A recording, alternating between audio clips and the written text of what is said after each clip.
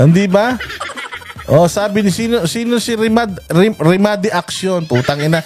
Hanggang ngayon si Inday Sara pa din ang hinahanap nyo. Bakit sobrang bobo ba ni Marcos? Ha, sobrang bobo ba ni Marcos, hindi niya nakaya? Kung hindi niya nakaya, lumayas na para si Inday Sara na sisisihin natin. Para pag may mga ganitong bagyo at may mga ganitong kalamidad at palpak, putang ina, mumurahin ko si Sara araw-araw.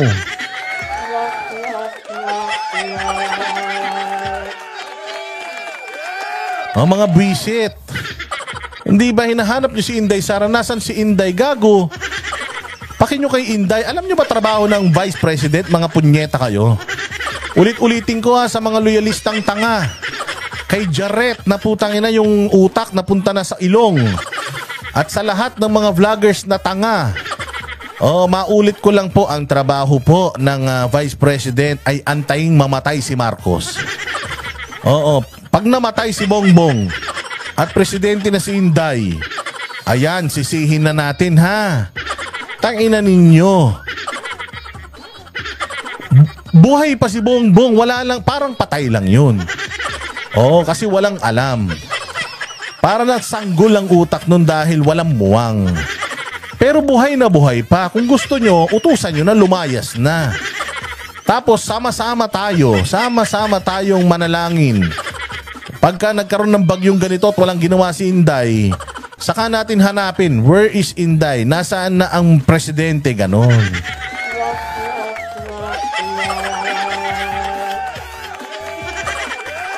Putang ina nyo, sabi nga dito ni Bright Naria, si Inday Sara, binawas-bawasan nyo yung budget. Ayaw nyong namimigay ng ayuda si Inday Sara, sabi nyo, di ba? Sabi nyo, tanggalin natin yung mga batas na, tanggalin natin yung kakayanan ni Inday Sara magbigay ng ayuda kasi nagagawa na yan ng DSWD. Tanggalan natin siya ng confidential funds kasi nagagawa na yan ng military. O ngayon hinahanap nyo si Inday, di ba tuwan-tuwa kayo na wala na siyang budget? Anak ng tinapay kayo. Alec Banday, Boss Dada, 1.4 billion per day in 2 years, di ba? Still going yung flood control? Yes. Yes, at pataas pa yan ng pataas, taon-taon.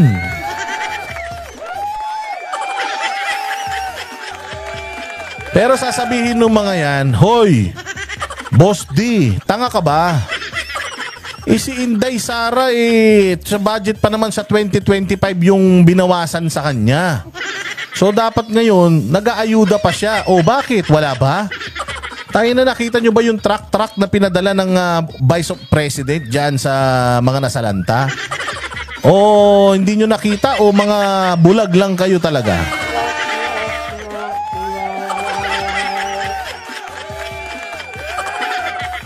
Ha, mga kupal kayo? Oh, hahanapin nyo si Inday. Puta, hanapin nyo kung nasan yung kokote ni Bongbong.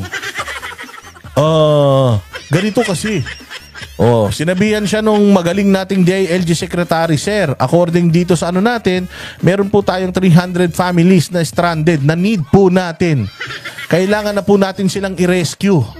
Alam mo, sagot nung gago, yung ulan, hindi na natin maano yan.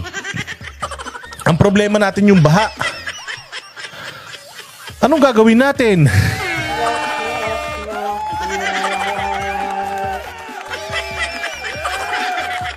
Anong gagawin natin? Ha? Ay, hindi, sagutin ko to yung binura mo. Ay, putang ina ni Andrea Post. Ba't nagmumura ka dito? Huwag ka magmumura. Tangina nyo, ba't ba nagagalit kayo? Bobo talaga si Bongbong. Tanga talaga Ba't kayo nagagalit? Stupido talaga Mantakin mo, nasa Pilipinas ka, taon-taon ilang bagyo dumadaan sa atin. Taon-taon ilang bagyo dumadaan sa Pilipinas. Puta, ang sasabihin ng presidente, anong gagawin natin? Putang ina niyan. Gusto nyo pang awayin ng mga Chinese, ha? Gusto nyo pa makipaggera sa South China Sea, ha? Mga hayop kayo?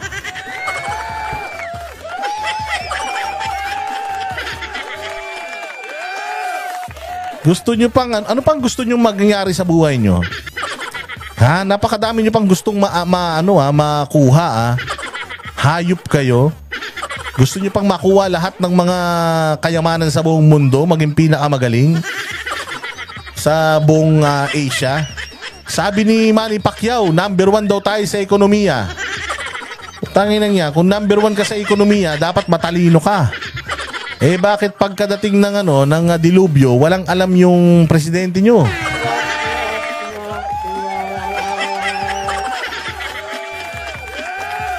Wala ng budget, no? Ha? Wala ng budget? Wala na kayo may ayuda, putangin nyo. Kukuha na naman kayo sa PhilHealth?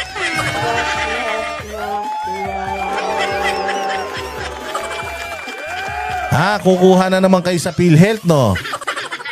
Sasabihin nyo na naman, wala na tayong pera, kuha ka ulit sa PhilHealth. Putangin nyo, hindi nyo pera yan. Bawasan nyo yung mga ninakaw nyo, baka sakaling may pang-ayuda kayo.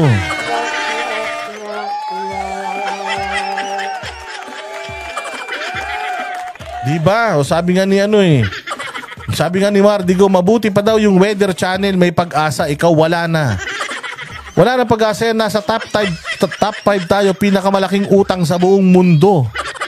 Tangina talaga to kasi si Sangkay dyan Nangako to na yung ginto ng mga Marcos, ipangbabayad ng utang natin hanggang ngayon. Nga.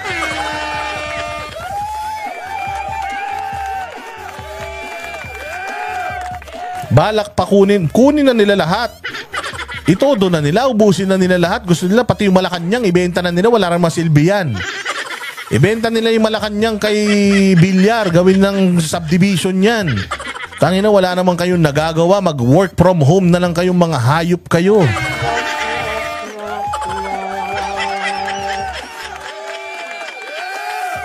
Sabi nga ni Pepe number 12, sama-sama tayong lulusong muli. Tangina, wala talagang basher dito sa channel ko. Walang basher dito, ba't kaya wala? Para naman masulit yung taxpayers money na binabayad sa inyo, mamura kung man lang kayong mga hayop kayo.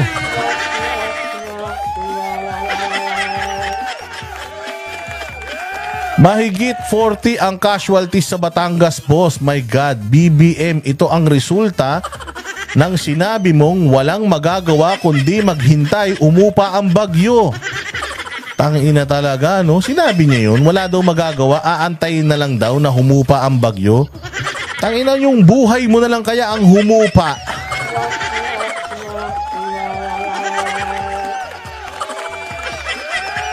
Hayop ka, hipak ka kasi ng hipak. Kaya ayan, pagka may dilubyo, nga. Oh, putang ina niyan. Pentium 1.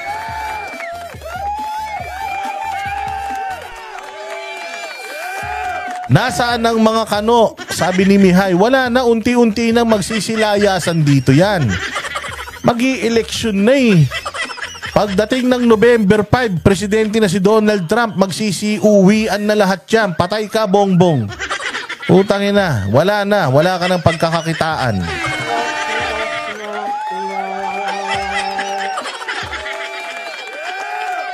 Oh, walang troll dito, ewan ko. Ba't walang troll dito? Ay, nako. Anyway, sana proud na proud kayo. Rudy Sidor, salamat kayo. Aba, sana yung mga followers ni Bongbong na mga followers ni Bongbong na nabaha. Putang ina, simulan nyo nang higupin yung mga baha dyan. Yung mga leptospirosis.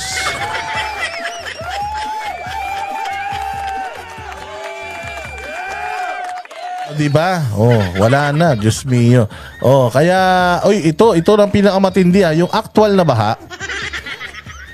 Yung actual na baha, mga bossing, medyo hindi pa delikado yan Kapag kayong baha, tumagal na ng mga 3 araw, pucha yan, delikado na yan leptospirosis, naku po, napakatindi ng sakit na yan. Buti sana kung si Marcos ang tatamaan yan, okay lang. Pero mag-iingat kayo sa leptospirosis kasi syempre kapag medyo matagal ka na sa baha, yung balat mo medyo nagbibitak-bitak yan mapasukan ng ihi ng dagayan. Nako, delikado yan, nakakamatay yan mga bossing. Kaya magbota kayo at saka kung pwede wag na kayong masyadong magtambay sa baha Pag 3 days na yung baha, delikado na yan kasi sigurado halo-halo na yung dumi dyan. Dumi-ihi ng butiki, ihi ng ipis, ihi ng aso, ng daga, ng anay. Lahat na nandiyan dyan na kaya delikado yan.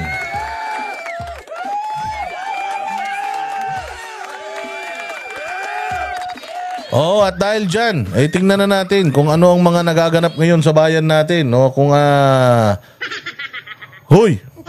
Ito naman, ito, pakinggan natin. Panoorin natin, itong ano. Ito, taga Batangas. Meron siyang interview. Naku po. Oo, totoong malasakit ang panawagan daw nila sa mga nasa gobyerno. Paano malasakit? Ayun, wala namang pakialam sa inyo yung mga yan dahil pag lang kayo, gastos lang kayo. Ito, play. Tawagan ko, sana hindi lang tuwing fiesta, birthday yan sila nag-iikot. Sana tuwing, lalo-lalo na sa ganitong sitwasyon. Sabi naman ito, ni Fake. Naku, putang ina, pangalan pa lang, fake na. Puro kayo ngawa. Sige nga, baba-baba sa pwesto si BBM dahil sa pagngangawa ni Boss Dada. Kahit na hindi, mamura ko lang siya. Okay na, masaktan ko man lang yung damdamin yung mga putang ina yung mga loyalista kayo. Okay na sa akin yun, di ba? Di ba, Fake? Sabi niya, puro kayo ngawa. Bababa yan sa pwesto dahil sa pagngangawa ko. Puta, kahit hindi yan bumaba sa pwesto. Maisumpa ko man lang siya. Makabawi man lang tayo sa pagmumura sa mga hayop na yan. Quits na.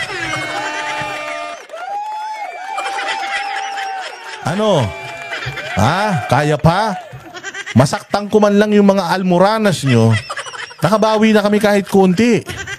Hindi ba? Sige, play. Nawala na ibang aasahan yung mga kababayan natin kundi yung mga nasa posisyon kasi sila yung may access sa lahat ng mga gagamit, sa mga lahat ng mga ginagamit. So yun lang, sana magkaroon talaga ng yung totoong malasakit para sa bayan at sa mga mamamayan natin. Yung sitwasyon mismo dyan sa Tanawan, kung ano yung mga ganap dyan, si Binibining MJ Dipas makakasama natin. Ma'am MJ, magandang umaga. Kamusta ang Tanawan, Batangas sa kasalukuyan? Hello, good morning. Good morning po sa lahat manonood ng SNI.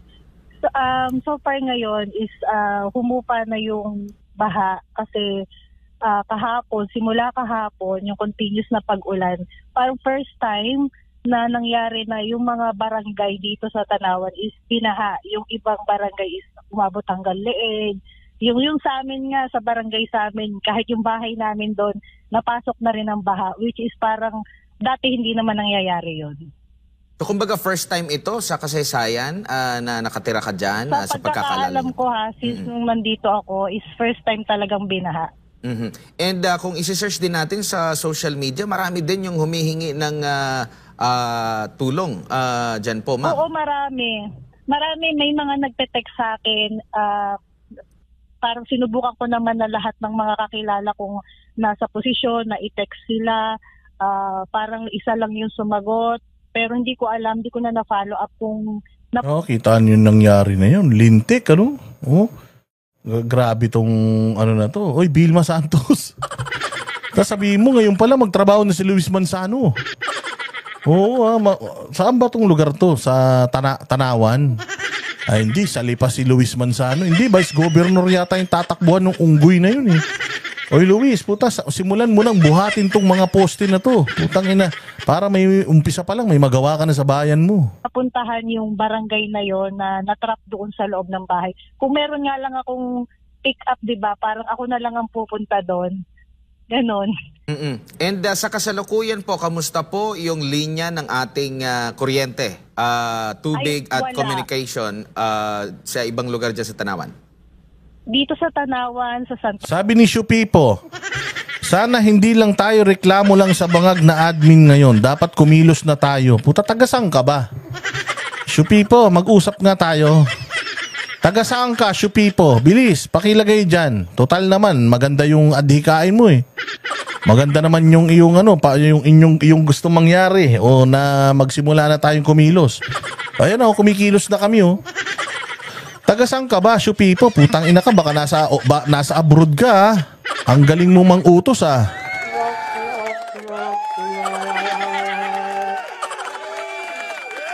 Ay na, baka utos ka ng utos. Nasa Canada ka pala, walang hiya ka.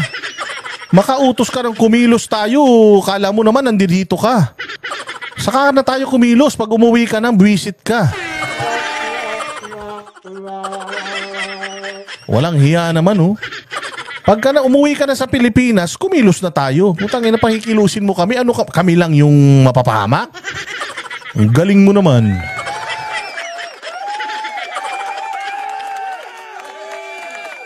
Oh, ito na, diretso.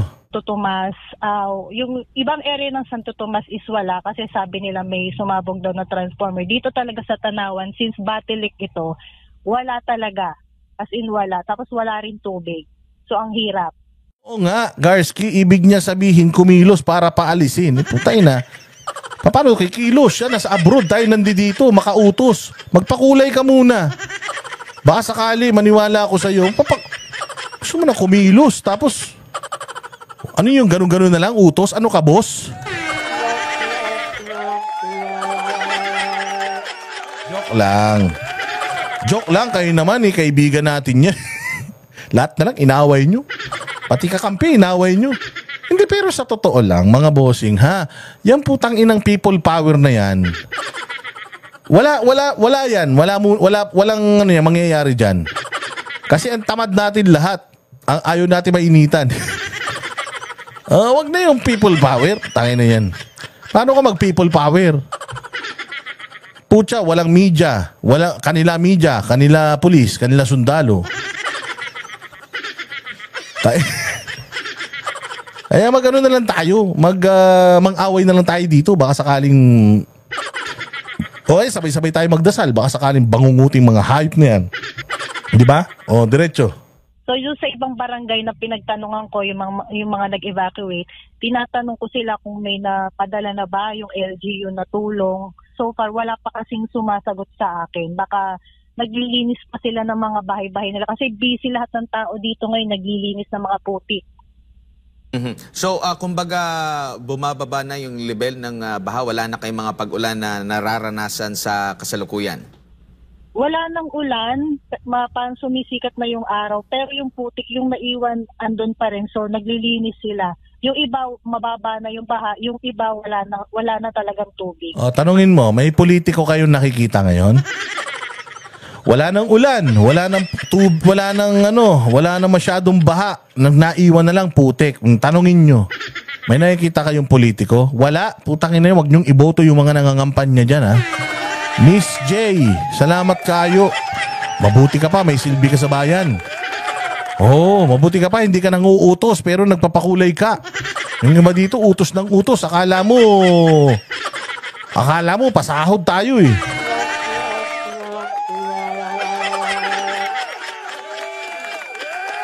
Oh, sabi nga ni BBM eh, yung mga LGU daw kailangan mag-step up. Putay na, mag-step up yung LGU, di ka nga nag-step down. Step down ka, step up lahat yan.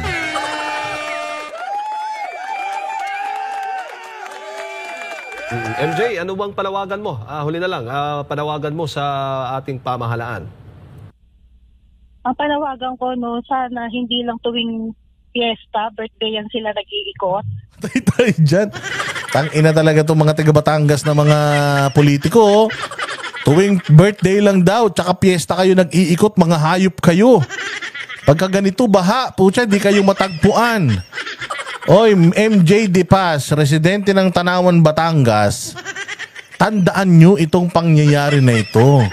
Puta, yung mga tumatakbo ng mga gobernador, mayor, congressman dyan sa mga lugar ninyo, tayo na tablahin nyo na yan. Tablahin nyo, ibig sabihin walang may tutulong sa inyo yan. Joyce Adventure, salamat kaayo.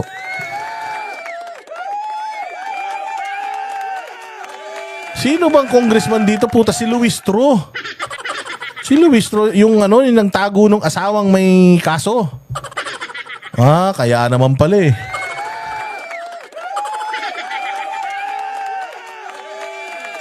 Sabi mo, Chori-Choli, at saka ikaw, MJ De Paz, dyan kay Luis Tro. Yung mga kamag-anak niya na nasa mga nakasiksik sa mga kanal ngayon, yung mga plastic, Oo, ano yun niya na? Pauwiin niya na sa bahay niya para mawala na yung baha dyan. Sana tuwing, lalo-lalo na sa ganitong sitwasyon, na wala namang ibang aasahan yung mga kababayan natin, kundi yung mga nasa posisyon, kasi sila yung may access sa lahat ng mga gagamit, sa mga lahat ng mga ginagamit. Totoo yun ha. Kayo ang merong mga rubber boat, mga bulldozer, mga truck. Kayo meron nun. Putragis kayo pa. Sarap ng ano nyo Sarap ng siguro. Sabi nila, oy magkakaroon ng bagyo. Ilikas na natin mga sarili natin. Baka nandiyan kayo sa Quezon City Mga naka-petix lang kayo sa mga condominium ninyo Ganun yung nangyari sa mga kababayan ninyo. Nanghihingi na sa inyo ng tulong So yun lang. Sana magkaroon talaga ng yung totoong malasakit para sa bayan at sa mga mamamayan natin. Ay, gusto niyo ng totoong malasakit? O kung gusto niyo talagang totoong malasakit, si Pastor Apollo Kibuloy, panalunin natin.